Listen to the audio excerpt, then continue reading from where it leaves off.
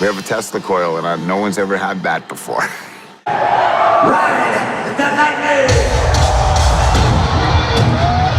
I think the closest thing we had to any production on Ride the Lightning was our backdrop, which had the electric chair and lightning on it, and a Metallica logo in sparkly foil. You know, the most important thing for us, I think, is just to continue in our 31st year to be as varied as possible so that we never rely on the same thing over and over again. I think we have to develop some special effects around here that aren't pyro. I think we have to find some real sparking devices. The electric chair was Dan Brown's idea. We always knew that we had a really good image that we never really used, which was the electric chair from Ride the Lightning. I had mentioned a lot of things that I wanted to do. Cliff Burton showing up in a hologram or something like that. You know, let's take this to another level, and just kept hearing, no, that can't be done, no, that can't be done. And the Tesla coils was one of those things, you know. Can't we have real electricity? And everyone just said, no, it's fucking dangerous, all right? It's deadly. That was very surreal. Well, for me, the Tesla coil is kind of a funny thing because in my mind, it was Kurt. It was always something that he wanted to have. I said to Winky, we need Tesla coils, not the small ones that you can buy in stores. I went to a science fair once and I saw 2 gigantic Tesla coils. I know they're out there. We can get it.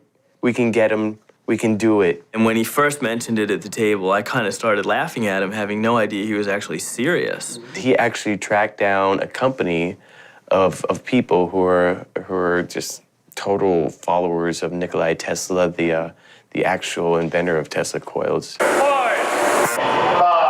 4, 3, 2, 1, go.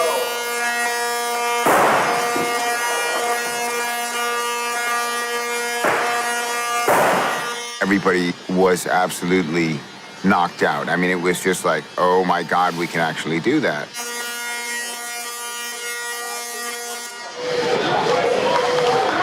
Absolutely fantastic. If we can make that work, if we can make that safe, that's unbelievable. Everybody who saw it went, oh, we're gonna have to figure out how to make that work. We need about 5 of those bad boys. The strain. Yeah, I'd say going all the way around, I mean, it goes in the round, right? Yep. So just think of that thing right up in the ring. We got to get that People going. will lose their mind. Was it a unanimous opinion that that was fucking awesome? Let me just break it down if I can, if I don't. What we just shot was 10 feet, okay? You can go 20 feet, double machine. 95% of equipment is just fine at 15 feet. We have found that under some circumstances, we need greater distance, and that's dependent on the equipment. Or more critically, I have spot operators sitting in metal chairs holding metal spotlights. Normally, we don't even let people approach this sphere of death. The sphere of death. The sphere of death. Fear of death. Apparently, it's a sphere of death.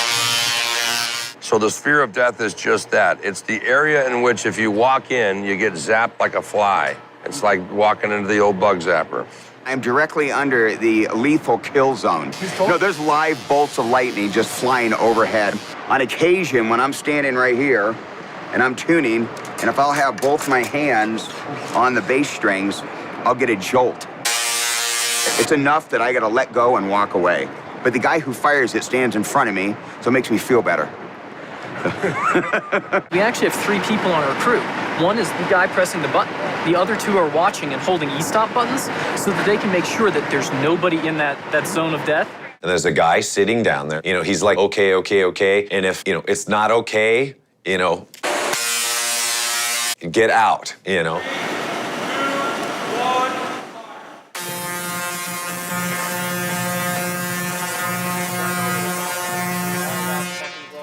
That was cool.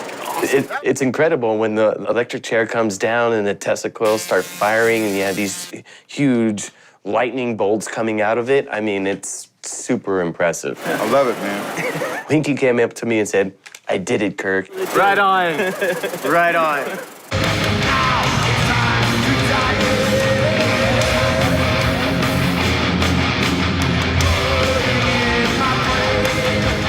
I mean, it's great. It causes some problems with the rest of the electronics in the show.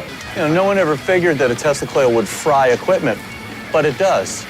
when the lightning was going off. The Tesla was going off.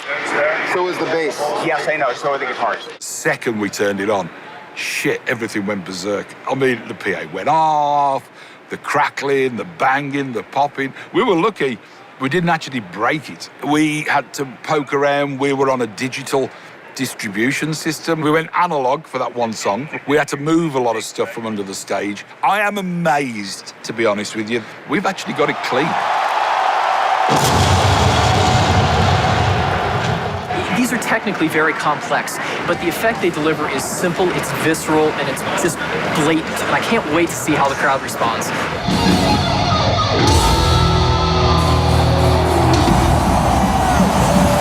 The Ride the Lightning part, the Tesla coils and everything, was fantastic. The PA went out, of course, and at one point I couldn't hear anything, but I just kept on playing because I knew something was coming out.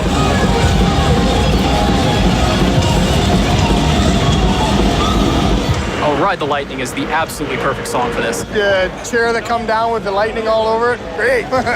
Ride the Lightning. It's still my favorite. Electric chair! The best, lo mejor! Ride the Lightning, man. That's incredible, man. I can't believe it. It's just huge and spectacular. Right on.